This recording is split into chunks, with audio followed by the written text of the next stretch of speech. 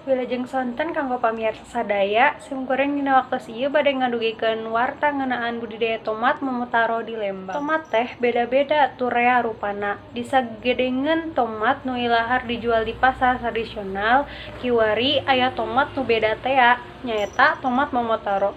Hargana kawilang mahal. Eta tomat teh dibudidayakeun ku patani Lembang. Tur dirong boga pangaji nu mahal. Tomat teh salah sahiji bumbuahan nu ilahar dijadikeun bahan sayureun atawa sambelan. Sakapeung tomat ge ilahar dikonsumsi langsung pikeun bilas 1 tas dahar. Hargana kawilang murah, bisa dibeli di pasar tradisional. Kiwari aya tomat hasil tina budidaya anyar, ngaranna tomat Momotaro. Patani di Desa Langensari, Kecamatan Lembang, Kabupaten Bandung Barat, kiwari keur ceuyeah ngabudidayakeun tomat Momotaro. Eta tomat Momotaro teh mibanda pangaji anu kawilang mahal batan tomat lokal. Lantaran kualitasna punjul, di leuweuk Lembang tomat Momotaro bisa tumuwuh kalawan hade.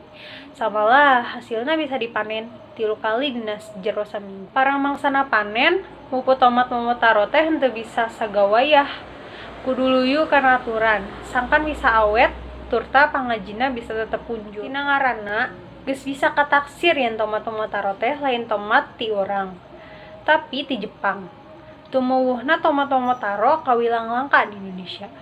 Lantaran kudu nyaluyukeun jeung hawa katut lingkungan di Indonesia. Pon kitu deui dina ngurusna. Leuwih bangga batan tomat nu ilahar nu aya di urang. Matak moal aneh kupama harga eta tomat teh kawilang mahal.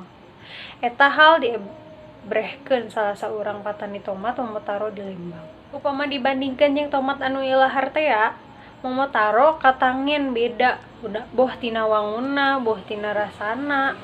Pon kitu deui hargana. Harga tomat Momotaro jauh leuwih mahal batan tomat sejenna. Harga tomat Momotaro bisa tepi ka 20.000 dina sakilona.